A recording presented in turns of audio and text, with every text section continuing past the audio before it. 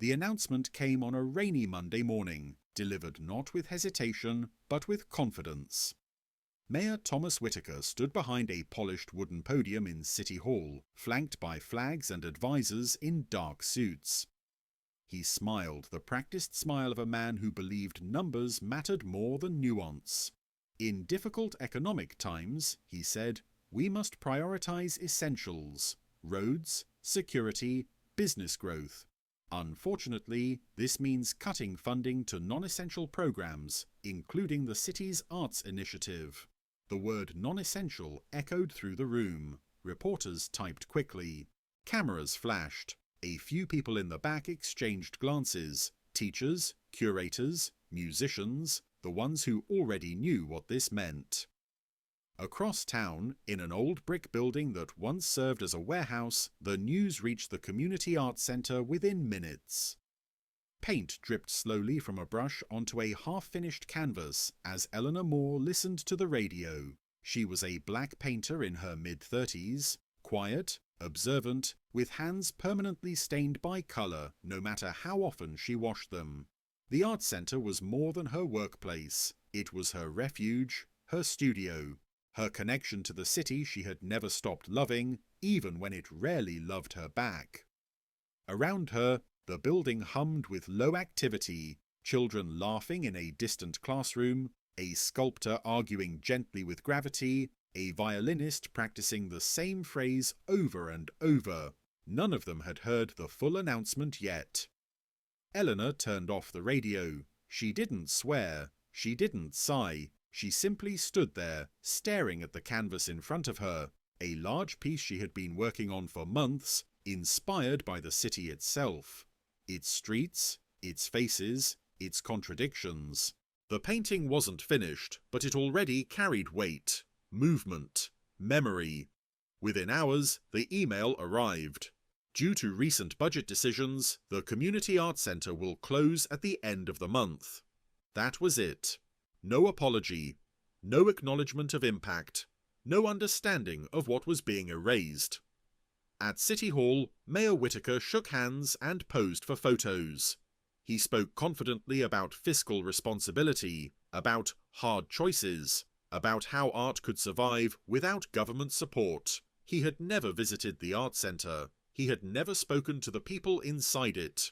To him, art was decoration, something nice to have when everything else was handled.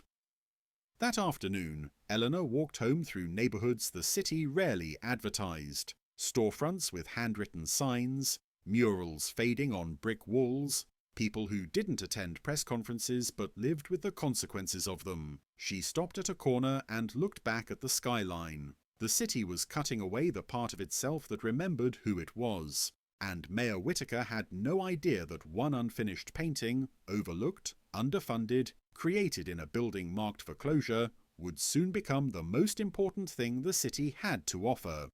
Because when systems fail, spreadsheets can't save people. Stories can. And one was already waiting to be seen. The city adjusted quickly, at least on the surface. News cycles moved on. Headlines shifted to traffic plans and development deals. Mayor Whitaker's approval numbers held steady, buoyed by reassurances that the cuts were temporary and necessary. To most people, the arts budget was an abstract thing, a line item removed, a problem solved. Inside the Community Arts Centre, time felt heavier. Boxes appeared in hallways, schedules were shortened. Classes that had waiting lists a month earlier were quietly cancelled. Parents stopped by with questions no one could answer. Children asked whether they would still be able to come next week. Eleanor Moore stayed late every night. She didn't pack her supplies. She didn't look for another studio. Instead, she worked.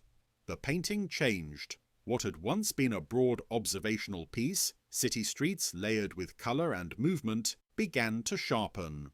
Faces emerged more clearly. Hands reached across the canvas. Buildings leaned inward, crowded, imperfect, alive. Eleanor painted exhaustion into the shadows and resilience into the light. She wasn't trying to make a statement. She was recording something before it disappeared.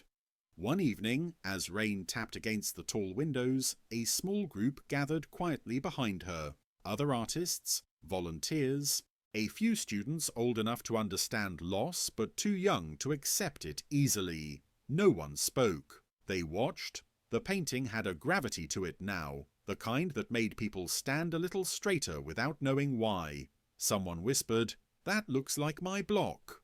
Another said, "That's my mother's hands." Eleanor stepped back, breathing slowly. "It's not finished," she said. Across town, the city council held a routine meeting. Arts funding wasn't on the agenda, but during the public comment period, a young teacher stepped forward with a photo printed on regular paper. "It's from the Arts Centre," she said, holding it up, "from a painting that won't exist in this city next month." Council members glanced at it politely. Some nodded. Most didn't look closely, but one person did. A junior reporter sitting in the back row raised her phone and snapped a picture.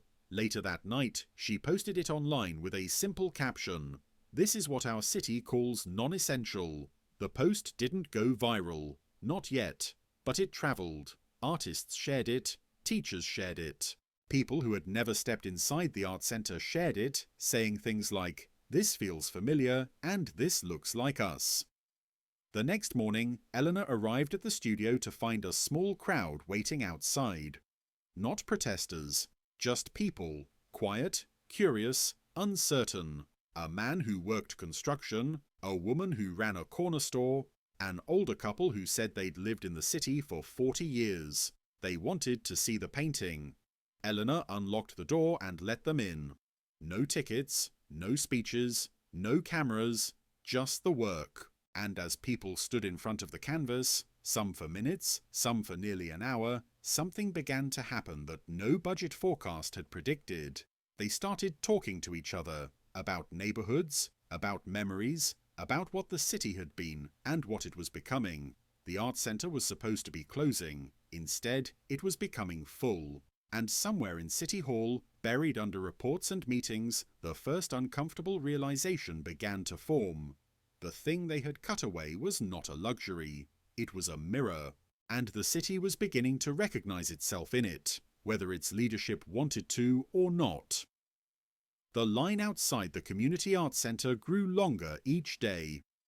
At first, people came out of curiosity, drawn by a photo on a screen and a whisper that something important was happening in a building scheduled for closure.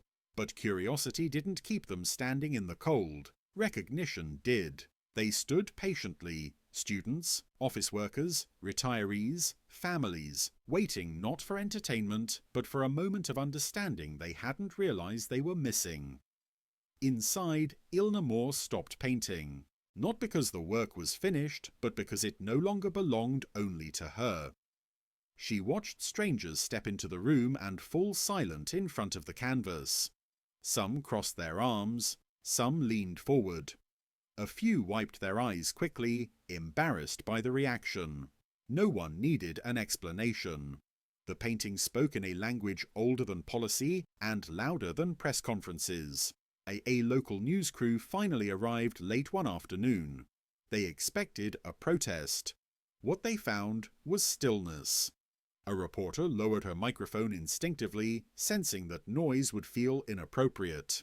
The camera lingered on faces instead. White, black, Latino, young, old, all reflected faintly in the glass that protected the painting. "This isn't about politics," one visitor said quietly when asked why he came. "This is about us." The segment aired that night. Then it spread. Regional outlets picked it up, then national ones. Headlines avoided outrage and leaned into curiosity. The Painting a City Can't Stop Looking. At what happens when you cut art and the art cuts back. Mayor Whitaker saw it while eating dinner, the volume low, attention half elsewhere, until Elena's painting filled the screen. He frowned. Not in anger, in confusion.